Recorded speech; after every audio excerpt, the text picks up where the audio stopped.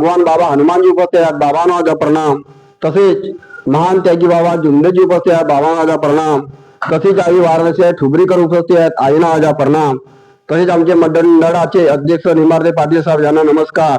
तसेच आमचे सचिव साहेब ईश्वरकर साहेब यांना नमस्कार. तसेच या बैठकीचे अध्यक्ष दीपक दादा ईश्वरकर यांना नमस्कार.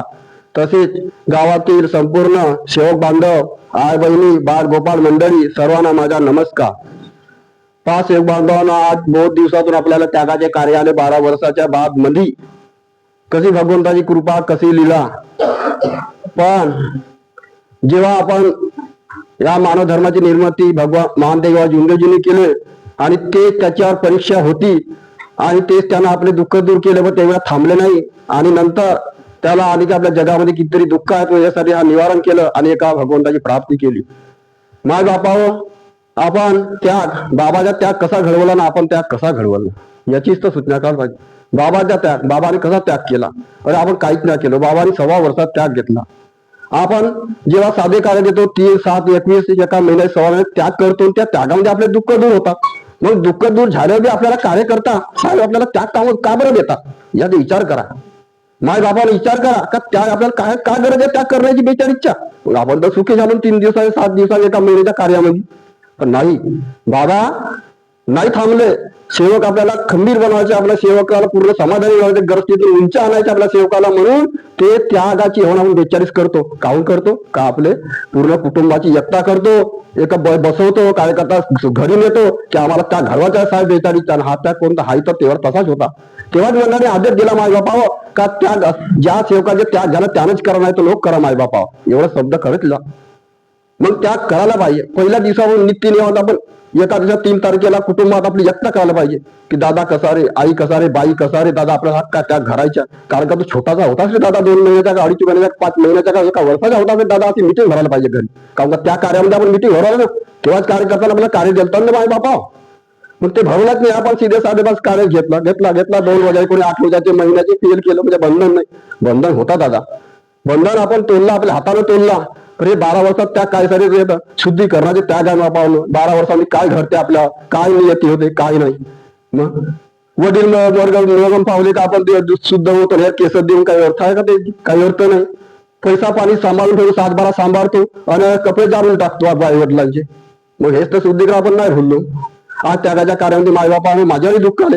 3 तारीख होती, मायबापानं या आपला त्याग पकडायच्या पहिले माझे हवन कार्य झालं, सगळं झालं आणि 3 तारखेला वरतीला गेलो डॉक्टरकडे. पत्नीला म्हणलं मी बीपी चेक ना केलो, आपला इलेक्शन तेव्हा माझी 78 होती, करोज पाहतो म्हणला. 80 बीपी होतो. डॉक्टर घाबरले. अशी साहेब म्हणला 80 उद्या मला कार्य पकडायच्या साहेब म्हणला. पण तुमची 80 आणि बीपी म्हणते 3 दिवसाच्या गोळ्या द्या म्हणते. नाही साहेब म्हणला, फक्त 2च मात्राच्या मला गोळ्या द्या. मग तिकडे काय होईल तर चालेल म्हणला. असा बोललो डॉक्टर साहेबासोबत. मला फक्त 2च मात्रा द्या. आता मी 2 मिनिटात समोर खातो, संध्याकाळी 2 खाईन, उद्यापासून आपले भगवंताचे कार्य करीन साहेब म्हणला. ठीक आहे म्हणजे आमची 4च गोळ्या. बस तिथून 4 गोळ्या 2 गोळ्या तिथेच खाल्लं दवाखान्यामध्ये. संध्याकाळी पत्नीला पाणी आणलं, गड्या दाखवल्या बीपीच्या. मला 80 होती आज. डॉक्टर साहेब म्हणत होते म्हणला 120 पाहिजे. काही असो मला कार्य पकडायच्या, भगवंताच्या शब्दावर मान ठेवायच्या. आणि मुलाला सांगलो, घरी सगळ्याला सांगतो आणि बस दुसऱ्या दिवशी कार्य पकडणं सुरू केलं. कार्य चांगले झाले. 11 दिवस कार्याला झालं आणि नुकताच एका खुटावर पडलो तिकडे गायकर, तर टाकायच्या टाकामध्ये पाय चालला गेला आणि तो छातीला खूप ठसला. माझ्या खूप ठसला. इकडे रोवणं चालू होता, मोठी परीक्षा. भगवंत परीक्षा घेतो सत्यासाठी, भगवंत कसोटी लावते काय करते म्हणून सगळ्या. पण 11 दिवस कार्याला झालं, काय करावा काय सुचेना. बाया चालू होत्या. बेबी बाई आमची ईश्वरकर काऊन छातीला टाकते भाऊ म्हणते. म्हणलं वाकून नाही बाई, मला खुटावर पडलो 3 दिवस झाले बाई म्हणला. पर तेलगीत लावतो ज्योतीच्या म्हणलो. तसा नको लावता म्हणते, काहीतरी आपल्या मुलाच्या एवढी पत्नीला म्हणते, या बाईच्या हातून तेल लाव म्हणते, ठुका मारा लाव म्हणते. म्हणलं ठीक आहे बाई. तसंच दुसऱ्या दिवशी मुलाला सांगितलं, बाईनं सांगितलं मी दादा मला फूक मारून द्या आपल्या हातानं. तेव्हा पहिल्या दिवशी 21चा फूक मारला, दुसऱ्या दिवशी 11चा मारला, तिसऱ्या दिवशी 7चा मारला आणि 3 दिवसांनी माझी छाती दुखायला लागली. दुःख बहुत वाढत होता. पर दवाखान्याचं नाव नाही घेतलं आम्ही ना, मी घेतलं माझ्या पत्नी नाही, मुलांना नाही. मुलगाही मालिश करून देतो छातीची, पत्नी तेल लावून देतो ज्योतीच्या. आपली ह्या झाली म्हणजे बिलकुल 5 मी बसायच्या ज्योतीने सकाळी मालिश करून द्यायची. माझे मुलगा फूक मारून द्यायचा, पत्नी मालिश करून द्यायची. तर ध्येय नाही सोडला माई बापानं. ध्यान एक परमेश्वर मानला आपण, तेव्हाच तर मार्गामध्ये गेलो. मग ध्येय आपला मजबूत करायला पाहिजे. काय चुकी आपण ध्येयच मजबूत नाही केला, एकदम कार्य पकडून टाकला माई बापानं, मुळी चुकी झाली. कार्य सोडणे म्हणजे चुकी. कारण ध्यान एक परमेश्वर मानलं आपल्या मनापासून पुरा शरीरापासून पाय पुरा मजबूत करावं लागते. जसा घराच्या पायवा मजबूत करता हा लोहाने तो लोहा टाकता मायबापांनो काम का वरच ठेवायचं हा जीव याच्यासाठी ध्येय मजबूत करायला पाहिजे मायबापाने.